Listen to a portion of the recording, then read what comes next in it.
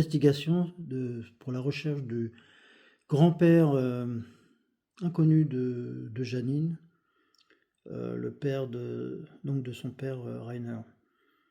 Donc au début de la séance, en fait j'avais quelque chose de très lourd sur mon nez et près des yeux, comme des lunettes très épaisses. C'était en fait des lunettes d'aviateur.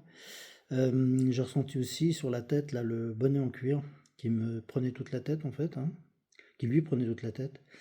Et il avait un foulard, effectivement un foulard blanc qui flottait au vent, accroché au cou.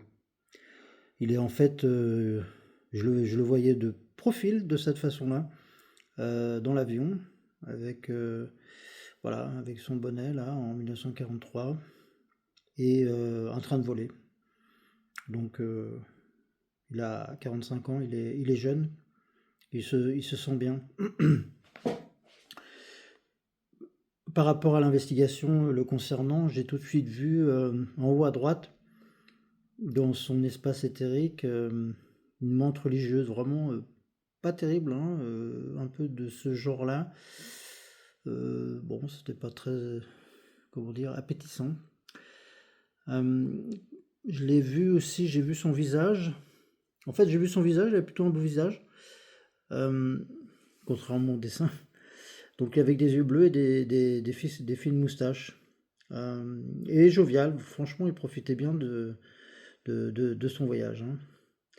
Donc, aux questions concernant la situation vis-à-vis de la grand-mère, bon, en fait, il s'avère qu'il ne savait pas que la femme avec qui il avait eu une affaire était enceinte, donc la grand-mère de Janine, et donc il n'était pas au courant qu'il avait un fils, en fait, hein.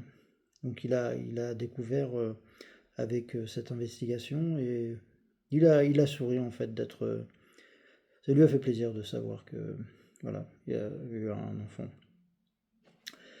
Concernant sa propre situation, de ce qui s'est passé, pourquoi il n'y a jamais eu de nouvelles de lui, en fait, durant son vol, effectivement, son cœur s'est arrêté. Donc il a fait une crise cardiaque.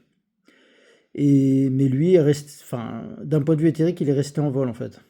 Donc pendant toutes ces années, ces dizaines d'années, jusqu'à maintenant, il est resté en train de voler dans cette situation. Donc là, je le voyais au-dessus. Voilà, avec les croix de la Luftwaffe bien installées sur son avion en 1943. Et voilà, et ça bouge pas. Lorsqu'on est revenu à l'investigation concernant son espace éthérique, la montre religieuse était au moins 8 fois plus grande que lui. C'était vraiment très très grande, hein. Donc là, on l'avait mis de côté pour travailler ensuite dessus et l'éliminer. L'exercice sur le travail mental se matérialisait de cette façon. Je l'avais de profil de dos et je voyais les trois couches en fait succession au niveau du corps mental entre le noir, le gris et le blanc avec des lumières qui clignotaient. Ça clignotait en fait et l'apparition d'un tunnel infini avec très lumineux. Voilà. Donc je l'ai vu faire la bille, enfin prendre tout ce qu'il y avait dans le corps mental pour en faire une bille et ensuite l'envoyer dans un portail qui était plutôt de forme conique. Et il l'envoyait en oblique. Ensuite, au niveau de son corps émotionnel, là je l'ai vu avec une ceinture de boules rouges de cette façon qui faisait tout le tour, qui l'emprisonnait, qui était très lourd. Et quand on appuyait dessus, ça casse, ça explose. Et apparemment, c'est du poison dedans. Alors, c'était la perception que j'ai eue. Donc, à la demande de Rose, il a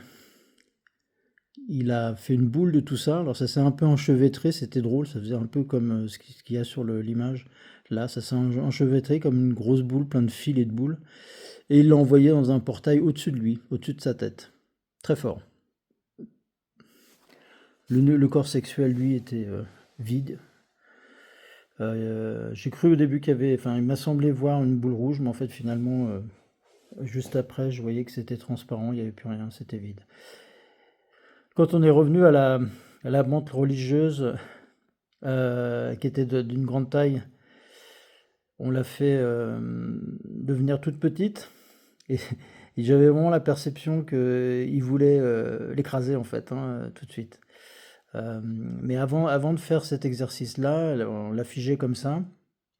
Le but était effectivement de savoir pourquoi elle est dans son espace éthérique. Et en fait, il s'avère que c'était lié à une grande peur qu'il avait des bombes quand il regardait à la fenêtre, en fait. Hein, et je le voyais assis sur son lit, enfin sur les genoux, et puis il regardait par la fenêtre, et puis il entendait les bruits, il voyait les lumières, ça explosait, et ça lui a fait peur. Et bon, il avait appelé au secours, personne n'avait répondu, mais son appel éthérique fait que la menthe religieuse était rentrée dans son espace, en lui expliquant bien entendu que elle était là pour l'aider. Bon, on aurait pu investiguer hein, pour savoir quelle était sa volonté en fait vis-à-vis de Wilfried. Oui, parce qu'en fait, on avait posé la question et comment il s'appelle Wilfried. Et donc, quand on est revenu pour qu'il se libère de cette menthe religieuse, il a pris à la fin, une fois qu'il a été libéré, il avait pris la position avec les bras en avant, et un peu l'image que l'on peut avoir avec Saint-Exupéry. Et donc la prise de confiance et la libération de son espace éthérique a fait qu'il se retrouvait avec une bulle au-dessus de lui, de protection. Et là, à ce moment-là, j'ai vu arriver plein d'araignées en fait au loin, qui voulaient se rapprocher de la bulle, mais qui ne pouvaient pas y accéder, et c'était interdit. Donc pour finir, on lui a demandé d'ouvrir portail. Donc là, j'avais un premier portail avec des montagnes très lumineux, beaucoup de soleil, beaucoup de verdure, très, très apaisant en fait. Hein. C'est une perception vraiment agréable. Un deuxième portail a été ouvert. Là, c'était plutôt lié à la mer, à la fraîcheur, à l'eau, aller dans l'eau, profiter de l'eau, le côté fluide en fait, hein, qui était très agréable. Et le troisième portail qui a été ouvert, il était très étonnant, puisque là, on est parti vraiment dans le futur, des milliers d'années plus tard.